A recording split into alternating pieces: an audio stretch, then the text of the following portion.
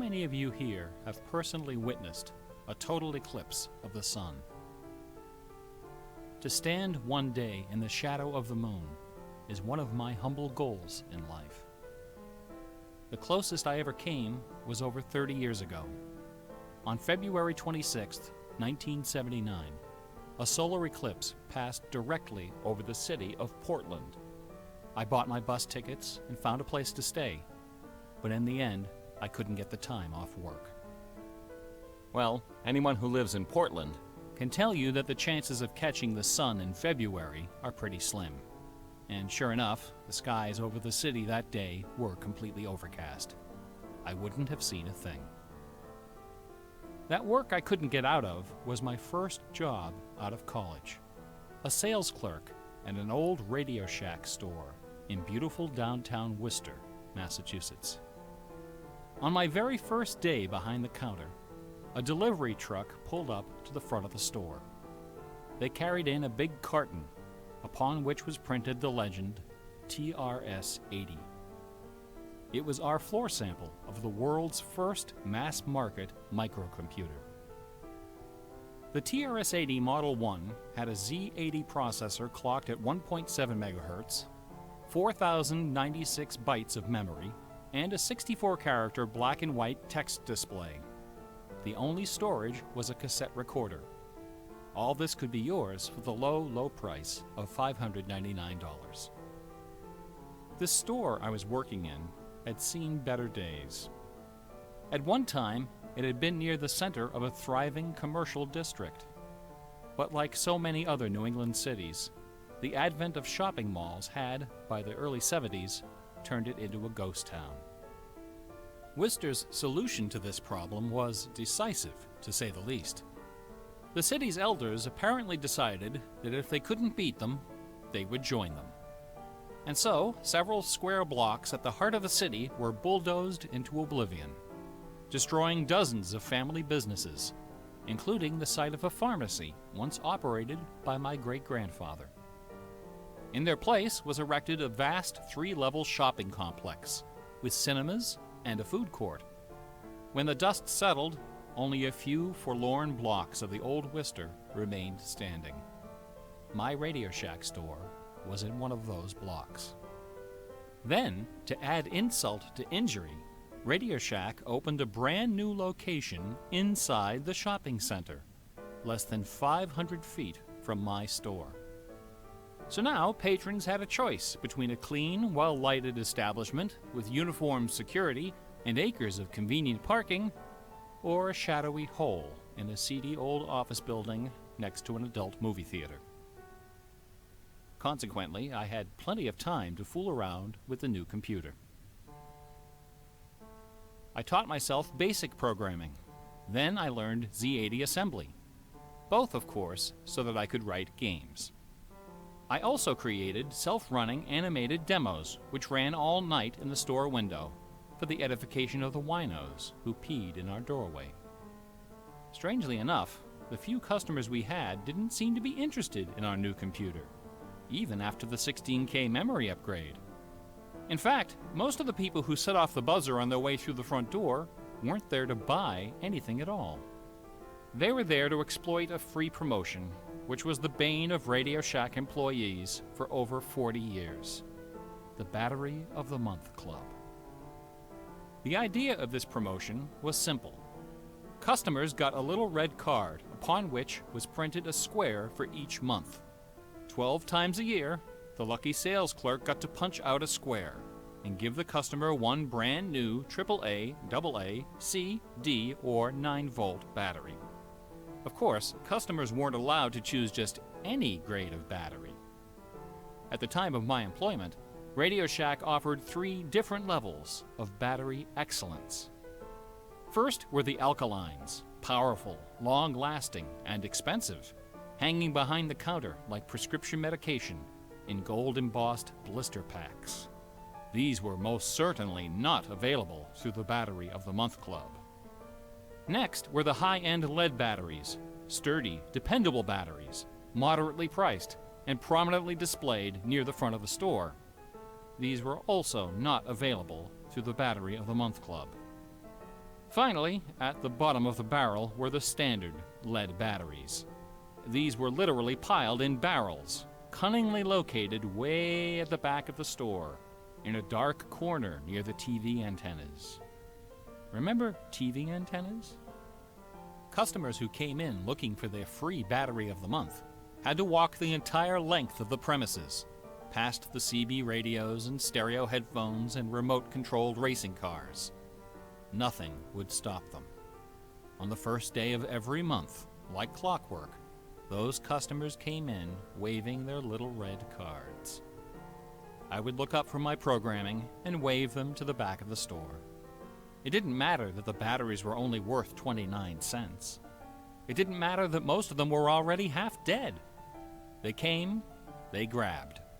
And as far as I can remember, not one of them ever paid for a damned thing.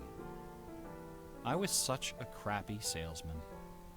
I was young and foolish. I thought my education in game design was happening at the keyboard. I almost missed the lesson coming through the front door. Fortunately, I wasn't the only person fooling around with games on micros. All over the country, people like me were experimenting.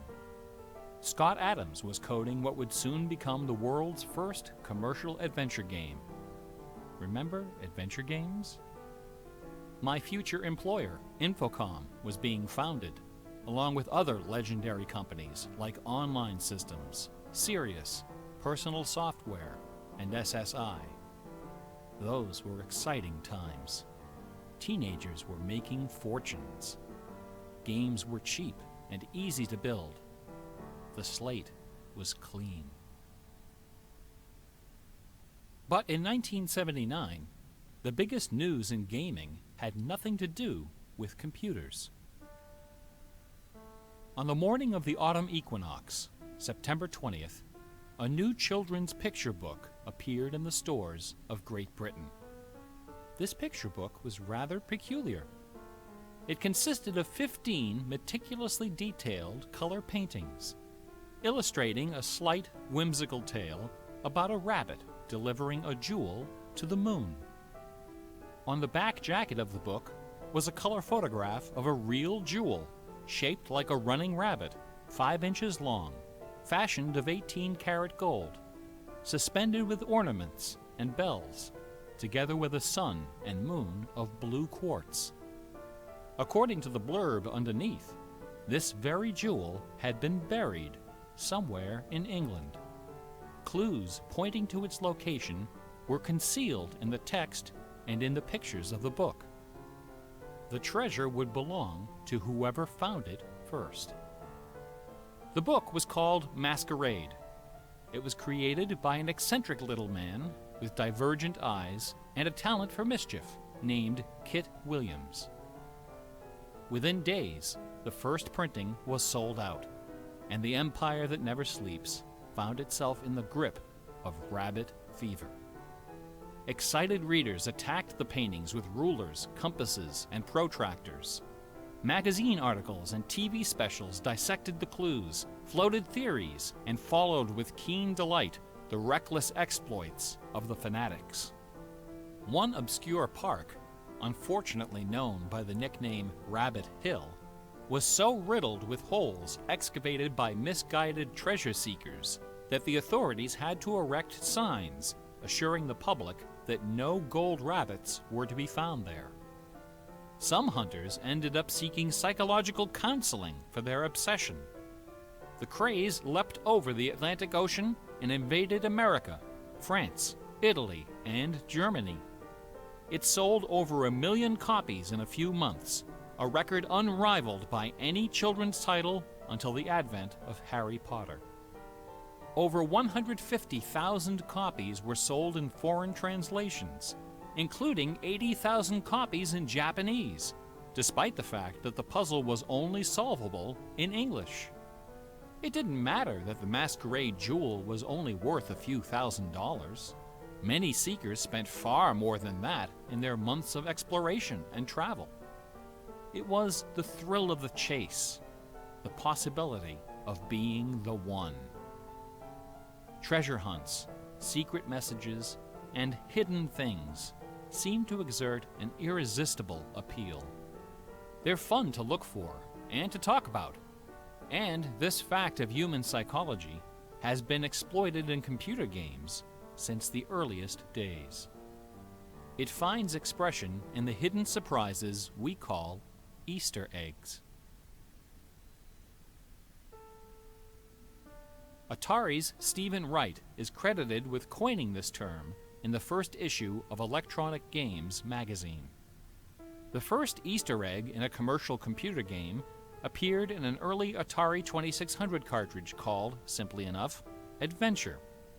By a sequence of unlikely movements and obscure manipulations, players could discover a secret room where the words "Created by Warren Robinette" appeared in flashing letters. Over the decades, Easter eggs and their evil twin, cheat codes, have become an industry within an industry. Entire magazines and websites are now devoted to their carefully orchestrated discovery and dissemination. They're part of our toolkit, our basic vocabulary, the language of computer game design. Computer gamers may have been the first to refer to hidden surprises as Easter eggs, but we certainly weren't the first to use them. Painters, composers, and artists of every discipline have been hiding stuff in their works for centuries.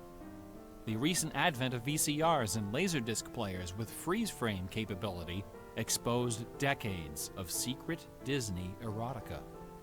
Thomas Kincaid, the self-appointed painter of light, amuses himself by hiding the letter N in his works.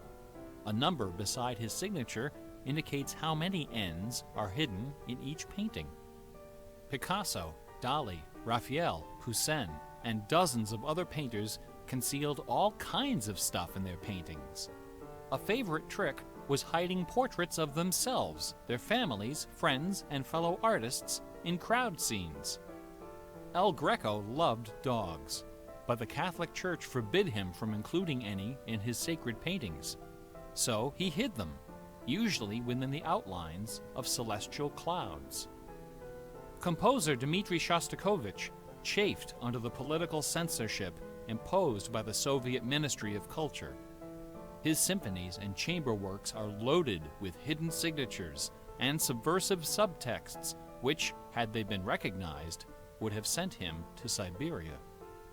Mozart's opera, The Magic Flute, is filled with musical allusions to the rituals of the Freemasons, the ancient secret society of which he and his mentor Haydn were members. But the most famous purveyor of Easter eggs is that champion of the late Baroque, the ultimate musical nerd, Johann Sebastian Bach. Bach was a student of gematria, the art of assigning numeric values to letters of the alphabet. A equals 1, B equals 2, C equals 3, etc. By comparing, sequencing, or otherwise manipulating these numbers, secret messages can be concealed.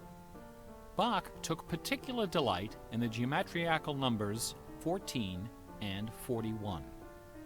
14 is the sum of the initials of his last name, B equals 2, A equals 1, C equals 3, and H equals 8.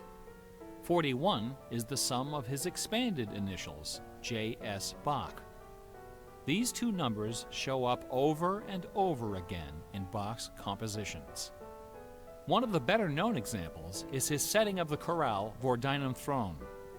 The first line of the melody contains exactly 14 notes, and the entire melody, from start to finish, contains 41. Another of Bach's favorite games was the puzzle canon. A canon is a melody that sounds good when you play it on top of itself, a little bit out of sync. Frere Jacques and Row, Row, Row Your Boat are familiar examples of simple, two-voice canons. But a canon can employ any number of voices. And you don't have to play each voice the same way either. You can change the octave, transpose the key, invert the pitch, play it backwards, or any combination. Finding melodies that make good multi-voice canons is a fussy and difficult art, of which Bach was an undisputed master. Now, in a puzzle canon, the composer specifies the basic melody and the number of voices, but not the relationship of the voices. The student has to figure out the position and key of each voice, and whether to perform them inverted and/or backwards. Bach wrote quite a number of puzzle canons. The most famous, BWV 1076, is part of a fascinating story. One of Bach's students was a fellow by the name of Lorenz Misler, founder of the Society of Musical Science. This elite, invitation-only institution devoted itself to the study of Pythagorean philosophy and the union of music and mathematics.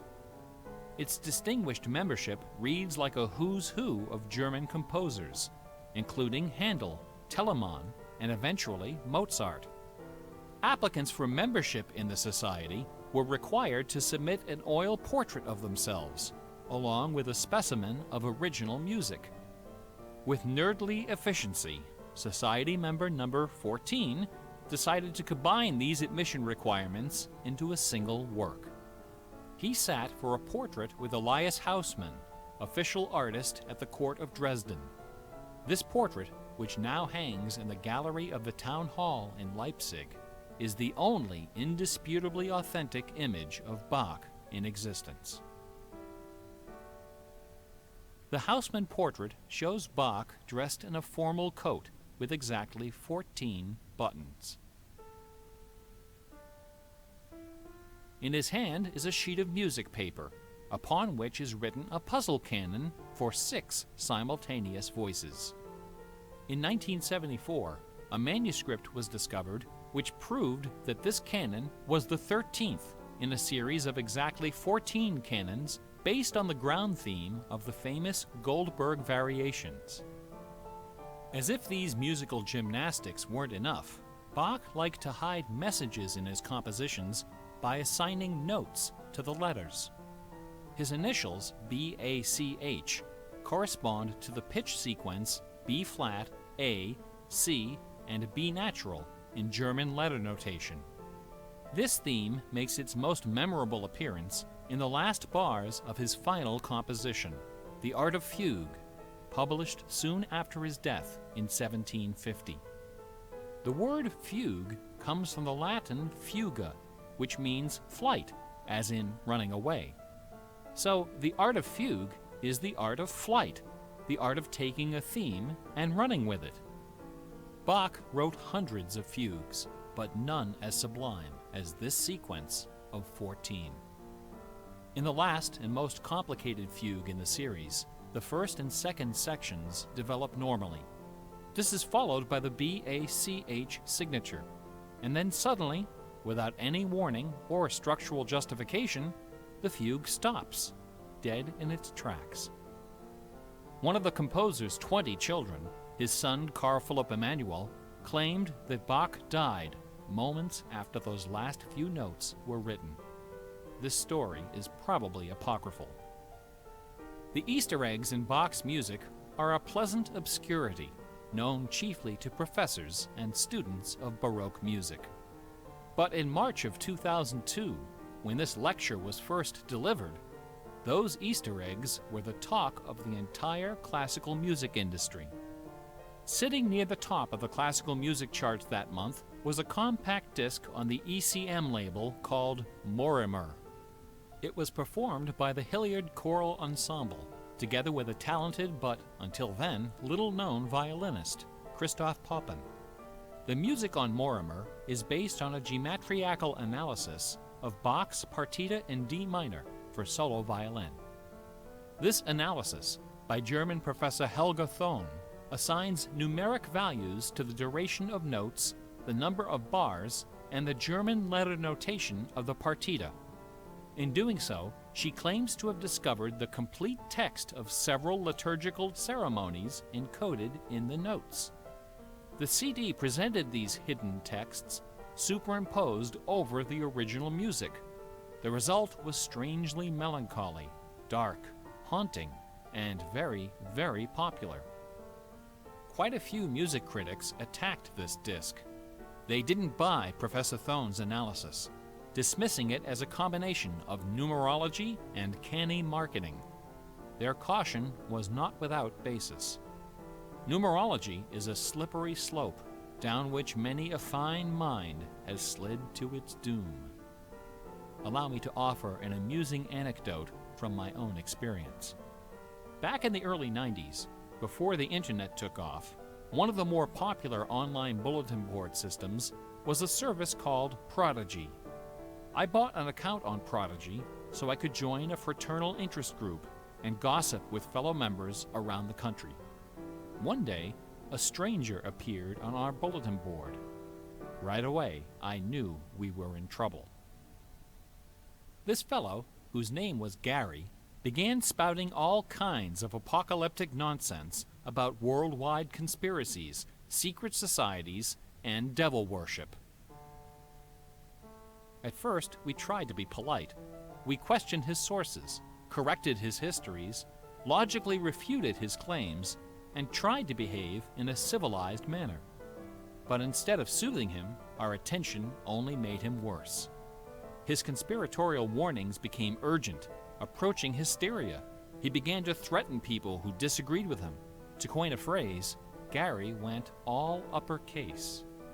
But his most urgent warnings weren't about the gays, the Jews, the Rockefellers, or the Illuminati. According to Gary, the greatest enemy of mankind was Santa Claus.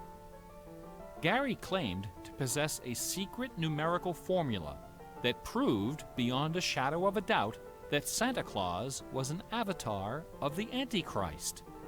Intrigued, we pressed Gary to reveal his formula. In doing so, we walked right into his trap. We should have known he had a book to sell. I fell for it. I sent him the $15. Less than a week later, the book arrived. Above an ominous photograph of the Washington Monument was emblazoned the title, 666, The Final Warning. Inside this privately printed 494-page monster, Gary reveals a simple geometrical formula, which he claims was developed by the ancient Sumerians. This formula assigns successive products of 6 to each letter of the alphabet. A equals 6, B equals 12, C equals 18, etc. Imagine my dismay when I applied this ancient formula to the name Santa Claus and obtained the blasphemous sum of 666, the biblical number of the beast.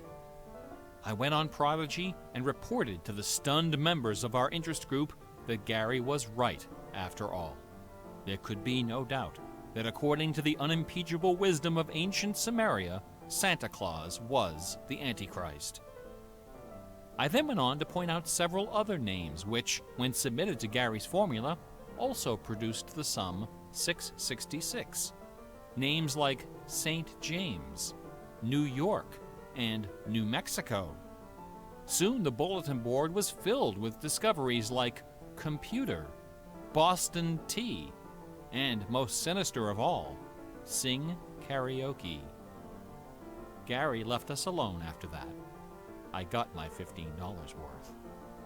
But Gary is hardly the first person to connect secret codes to the Bible. People have been looking for Easter eggs in the Bible for hundreds of years. The Hebrew mystical tradition of Kabbalah can be described as a geometrical meditation on the Pentateuch, the first 5 books of the Old Testament. The advent of computers has made the application of numerology to the Bible fast and efficient. The latest spate of Bible searching was instigated by a book published in 1998 by Michael Drosnin, a former Wall Street Journal reporter. His book, The Bible Code, applied a skip cipher in which every nth character in a text is combined to form a message. By applying his skip cipher to the Hebrew text of the Old Testament, Drosnin claimed to have discovered predictions of World War II, the Holocaust, Hiroshima, the assassination of Yitzhak Rabin and both Kennedys, the moon landing, Watergate, the Oklahoma City bombing, the election of Bill Clinton, the death of Princess Di, and the comet that collided with Jupiter. He also found predictions of a giant earthquake in LA, a meteor hitting the Earth, and nuclear Armageddon, all scheduled to occur before the end of the last decade. The Bible Code spent many weeks on the bestseller lists, spawning several sequels and dozens of imitators. The Bible has certainly attracted its share of crackpots, but for the real hardcore egg hunters, nothing can rival the ingenuity, the tenacious scholarship, the stubborn zeal of those who seek the answer to the ultimate literary puzzle, a poisonous conundrum that has squandered fortunes, destroyed careers, and driven healthy, intelligent scholars to the brink of madness and beyond.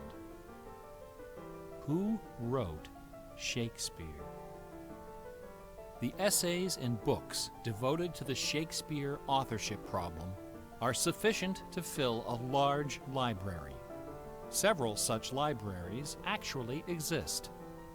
Not even a day-long tutorial, much less an hour lecture, can begin to do justice to this complex, bizarre, and dangerously tantalizing story. Nevertheless, for the unacquainted, I will attempt to summarize the issue in a few paragraphs. The undisputed facts of Shakespeare's life and career could be scribbled on the back of a cocktail napkin.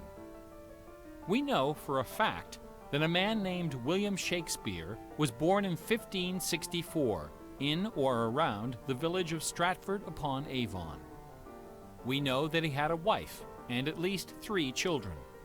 We know he bought property in Stratford, was involved in several lawsuits with his neighbors, and died there in 1616, aged 52. We also know that during those same years, a man with a last name similar to Shakespeare worked as an actor on the London stage, eventually becoming co-owner of some of the theaters there. We also know that about the same time, a number of most excellent poems and plays were published in London under the name Shakespeare. We do not know for a fact that the landowner in Stratford and the actor in London with a similar last name were one and the same man. We do not know for a fact that either man had anything to do with the poems and the plays. All we know is that those poems and plays have, in the 400 years since their composition, come to be regarded as a pinnacle of Western culture. The works attributed to Shakespeare appear to have been written by a man or woman who knew something about just about everything. They're filled with references to mythology and classic literature, games and sports, war and weapons of war, ships and sailing, the law and legal terminology, court etiquette, statesmanship, horticulture, music, astronomy, medicine, falconry, and, of course, theater. Therein lies the problem. How could a farmer's son of uncertain schooling, from a mostly illiterate country village, a man of practically no account at all, wield such encyclopedic learning, with so much eloquence and wit, so much wisdom and human understanding? For the first 150 years, nobody questioned the traditional history of the bard. Then, in the late 18th century, Reverend James Wilmot, a distinguished scholar who lived just a few miles north of Stratford, decided to write a biography of the famous playwright. Dr. Wilmot believed that a man as well educated as Shakespeare must have owned a fairly extensive library, despite the fact that not a single book or manuscript is mentioned in his will. Over the years, he speculated, some of those books must have found their way into local collections. And so, the good Reverend Doctor scoured the British countryside, taking inventory of literally every bookshelf within 50 miles of Stratford. Not a single book from the library of William Shakespeare was discovered. Neither were there found any letters to, from, or about Shakespeare. Furthermore, no references to the folklore, local sayings, or distinctive dialect of the Stratford area could be found in any of Shakespeare's writings. After 4 years of painstaking research, Dr. Wilmot concluded, to his own dismay, that only one person contemporary with Shakespeare of Stratford had ever demonstrated the wide-ranging education and expressive talent needed to compose those poems and plays. That man was the multilingual author, philosopher, and statesman, inventor of the scientific method, chancellor to the courts of Queen Elizabeth and King James, Sir Francis Bacon. Dr. Wilmot never dared to publish his theory, but before he died, he confided it to a friend, James Cowell, who, in 1805, repeated it to a meeting of the Ipswich Philosophical Society. The members of the society were suitably outraged, and the scandalous matter was quickly forgotten. Then, in 1857, a lady from Stratford, Connecticut, published a book called The Philosophy of the Plays of Shakespeare Unfolded. In this book, Miss Delia Bacon, no relation to Francis, claimed that the works of Shakespeare were written by a secret cabal of British nobility, including Sir Walter Raleigh and Sir Philip Sidney, as well as Sir Francis Bacon. Delia Bacon's book electrified the world of letters. Battle lines were drawn between the orthodox Stratfordians and the heretical Baconians. Literary societies and scholarly journals were formed to debate the evidence. Hundreds of pamphlets, newspaper articles, and essays were published defending each side and ridiculing the opposition with that self-aggrandizing viciousness peculiar to tenured academics. Armed with her explosive book, Delia Bacon journeyed to Stratford-upon-Avon and, unbelievably, obtained official permission to open Shakespeare's grave. However, when the moment came to actually lift the stone, Delia's self-doubt precipitated a catastrophic nervous breakdown. She later died penniless in a madhouse. Around 1888, things began to get a bit out of hand. U.S. Congressman Ignatius Donnelly of Minnesota became interested in the Shakespeare controversy. One day, browsing through his facsimile copy of the First Folio of 1623, he noted that the word bacon appeared on page 53 of the Histories and also on page 53 of the Comedies. He also noted that Sir Francis Bacon had written extensively on the subject of cryptography. Donnelly began counting line and page numbers, adding and subtracting letters, drawing lines over sentences, circling words, and crossing them out. The result was a complex and virtually incomprehensible algorithm, which he claimed was invented by Bacon to hide secret messages inside the First Folio. The greatest Easter egg hunt in the history of Western civilization had begun. Here are just a couple of the sillier highlights. A doctor named Orville Owen of Detroit constructed a bizarre research tool he called the Wheel of Fortune. This wheel consisted of 2 giant wooden spools wrapped with a strip of canvas 2 feet wide and 1,000 feet long. Onto this canvas, he glued the separate pages of the complete works of Bacon, Shakespeare, Marlowe, Greene, Peele, and Spenser, together with Burton's Anatomy of Melancholy. By cranking the spools back and forth, Dr. Owen could quickly zip across the pages in search of clues and cross-references. Employing a large team of secretaries and stenographers, Owen claimed to have uncovered a complete alternative history of Elizabethan England, as well as several entirely new Shakespeare plays and sonnets. Listen to this hidden verse, supposedly penned by the mighty bard himself, which inspired Dr. Owen to build his Wheel of Fortune. Take your knife, and cut all our books asunder, and set the leaves on a great firm wheel, which rolls and rolls, and turning the fickle rolling wheel, throw your eyes upon Fortune, that goddess blind, that stands upon a spherical stone, that turning and inconstant rolls in restless variation.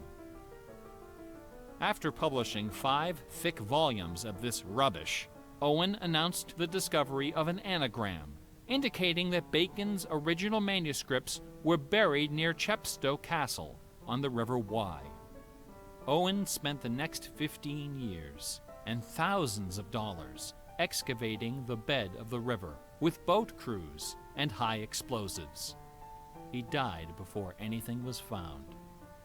A fellow named Arnsberg wrote an entire book based on the analysis of the significance of a suspicious crack in the tomb of Bacon's mother. A Ray of Sanity finally appeared in 1957. To those familiar with the science of cryptology, the name William Friedman needs little introduction. During World War II, Colonel Friedman was the head of the U.S. Army's Cryptoanalytic Bureau. He is credited with cracking the Japanese Empire's most sensitive cipher. After the war, the colonel decided to apply his expertise to the study of the Shakespeare ciphers. He interviewed several of the experts in the field and prepared a detailed scientific analysis, which he published under the title The Shakespeare Ciphers Examined. His conclusion? In a word, bunk. According to the standards of cryptologic science, not one of the hidden messages purportedly discovered in Shakespeare's works was plausible. The rules used to extract these messages from the texts were non-rigorous, wildly subjective, and unrepeatable by anyone except the original decipherer. The people involved were not being dishonest. They were channeling their preconceptions. They were trapped in a labyrinth of delusion, mining order from chaos. Anglers in a lake of darkness. Lear, Act 3, Scene 6. You would think that Friedman's cold and ruthless exposure would be enough to silence the heretics once and for all. Not a chance. The books and TV specials and websites and conferences and doctoral dissertations keep right on coming. I should point out that the Shakespeare authorship issue is not only the preoccupation of cranks and weirdos. A substantial number of respected authors and Shakespeareans have expressed serious doubts about the traditional origin of the plays. The list includes Nathaniel Hawthorne, Ralph Waldo Emerson, Walt Whitman, Henry James, Sam Clemens, Sigmund Freud, Orson Welles, and Sir John Gielgud. Living skeptics include the artistic director of the New Globe Theatre, Mark Rylance, Michael York, Derek Jacobi, Kenneth Branagh, and even that most revered and scholarly of contemporary Shakespearean actors, Keanu Reeves. The current leading candidate for the authorship is Edward de Vere, the 17th Earl of Oxford, a theory first proposed in 1920 by an English schoolmaster with the unfortunate name J. Thomas Looney. What is it about Bach, the Bible, and the works of Shakespeare that inspires this intense scrutiny? Nobody's looking for acrostics in Chaucer or Keats. There are no hit CDs of the secret chorales of Wagner or Beethoven. For the answer, we need to recognize the unique roles which the Bible and Shakespeare have played in the development of Western culture. No other single work of literature has influenced modern English more than the translation of the Holy Bible published in 1611 under the auspices of King James I. The King James Bible exemplifies the meaning of the word classic. It has been called the noblest monument of English prose, the very greatest achievement of the English language. It has served as an inspiration for generations of poets, dramatists, musicians, politicians, and orators. Countless people have learned to read by repeating the phrases in this, the only book their family possessed. Our constitutions and our laws have been profoundly shaped by its cadences and imagery. But even the glory of the King James Bible, compiled by a committee of 46 editors over the course of a decade, pales before the dazzling legacy of the Swan of Avon. The lowest estimate of Shakespeare's working vocabulary is 15,000 words, more than 3 times that of the King James Bible, and twice the size of his nearest competitor, John Milton. His poems and plays were written without the aid of a dictionary or a thesaurus. They didn't exist yet. It was all in his head.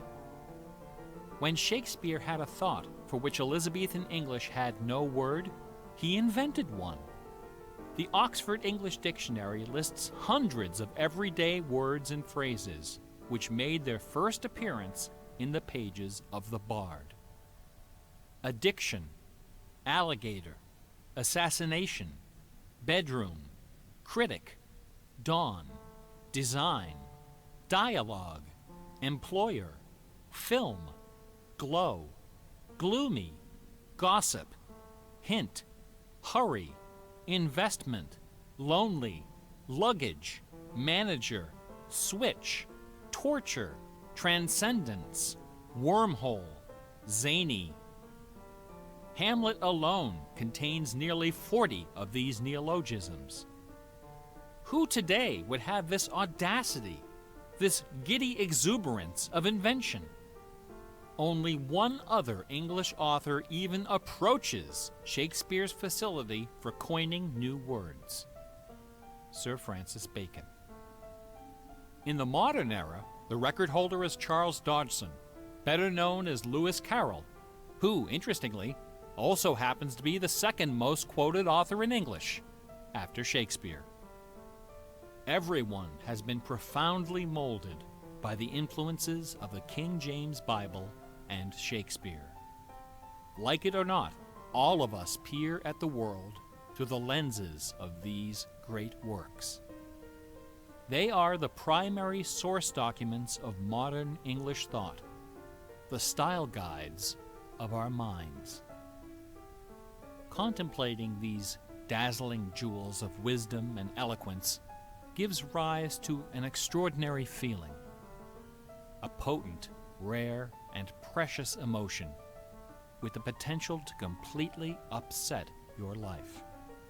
An emotion powerful enough to make a man abandon his wife and children, forfeit career and reputation, lay down his possessions, and follow his heart without questioning.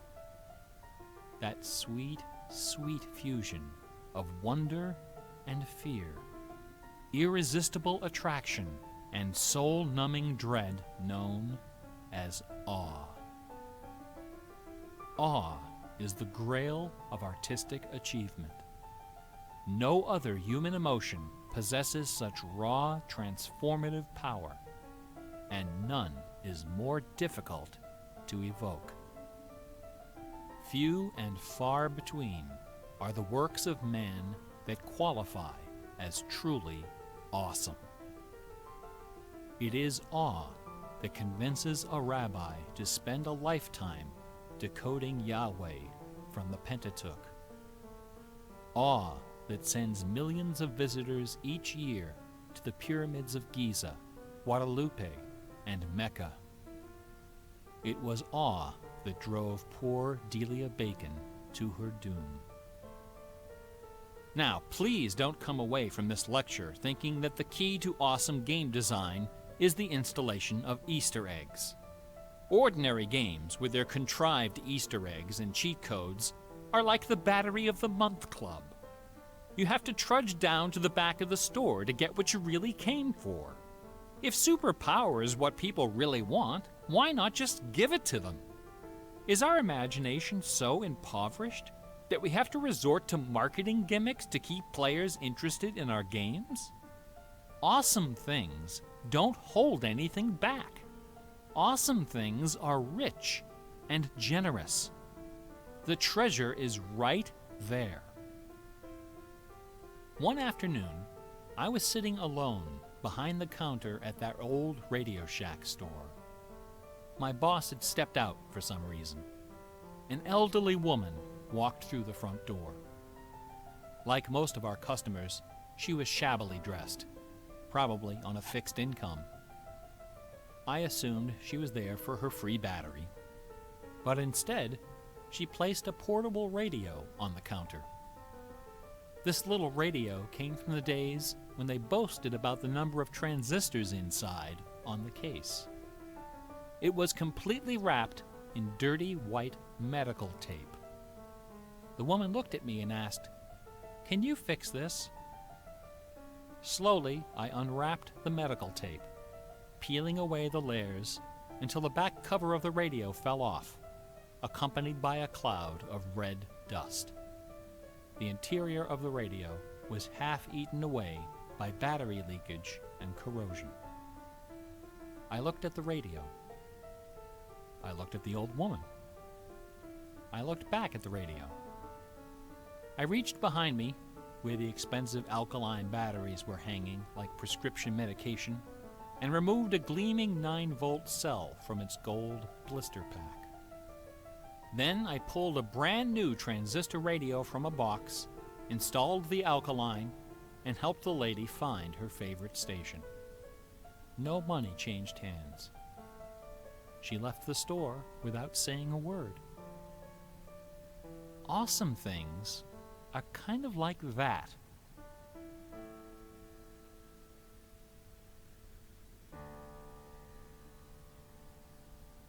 Bach offered his students very specific insight into the source of awe.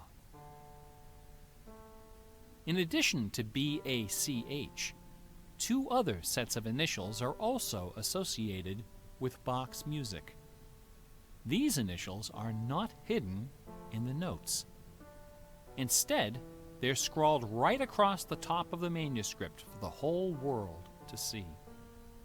The initials are SDG and JJ.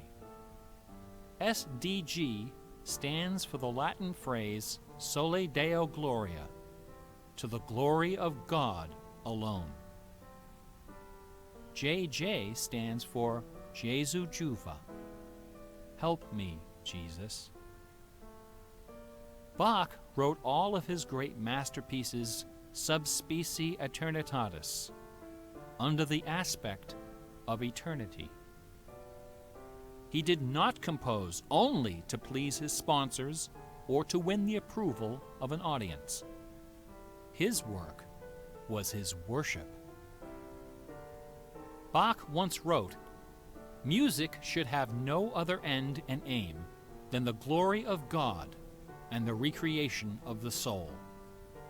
Where this is not kept in mind, there is no true music, but only an infernal clamor and ranting." The name of the power that moves you is not important. What is important is that you are moved. Awe is the foundation of religion. No other motivation can free you from the limits of personal achievement. Nothing else can teach you the art of flight. Computer games are barely 40 years old. Only a few words in our basic vocabulary have been established. A whole dictionary is waiting to be coined. The slate is clean. Someday soon, perhaps even in our lifetime, a game design will appear that will flash across our culture like lightning. It will be easy to recognize. It will be generous, giddy with exuberant inventiveness. Scholars will pick it apart for decades, perhaps centuries. It will be something wonderful, something terrifying, something awful. A few years ago, I was invited to speak at a conference in London. My wife joined me, and we took a day off for some sightseeing. we decided to visit England's second biggest tourist attraction, Stratford-upon-Avon. It was cold and rainy when our train arrived. Luckily, most of the attractions are just a short walk from the station.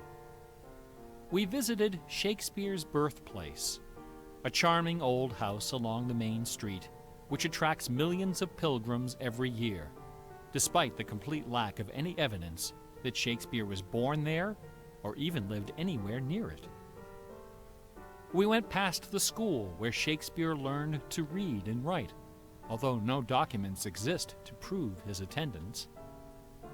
We visited Anne Hathaway's cottage, the rustic country farm where his wife spent her childhood, although no record shows anyone by that name ever having lived there.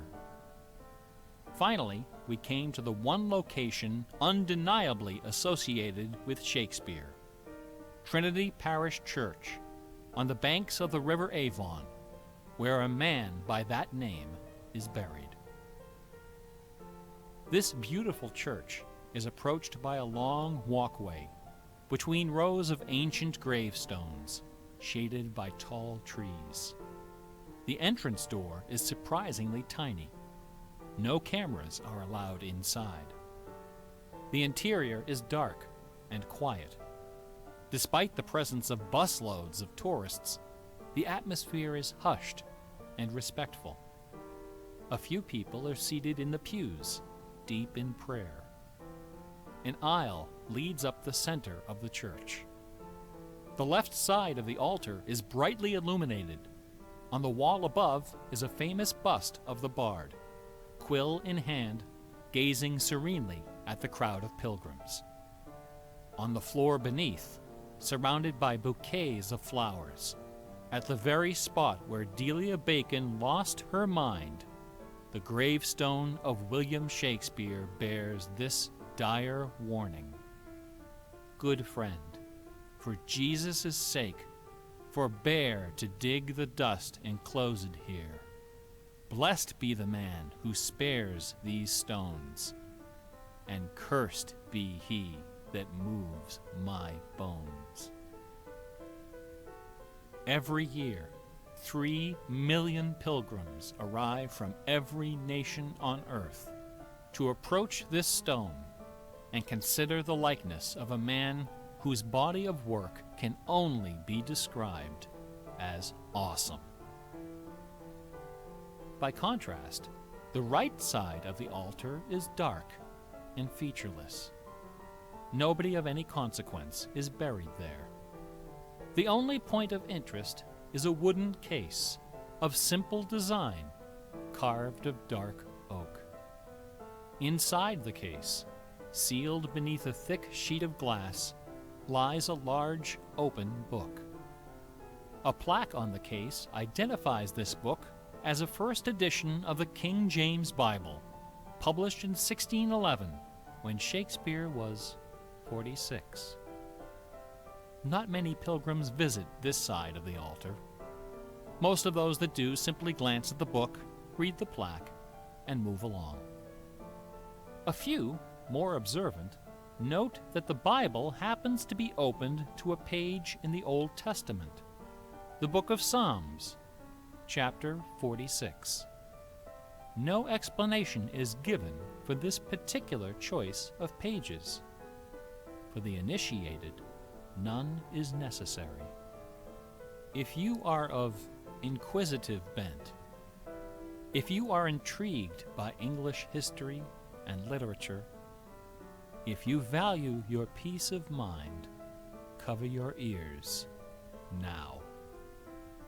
In the year 1900, a scholar noticed something about the King James translation of Psalm 46. Something terrifying, something wonderful. The 46th word from the beginning of Psalm 46 is shake. The 46th word from the end is spear.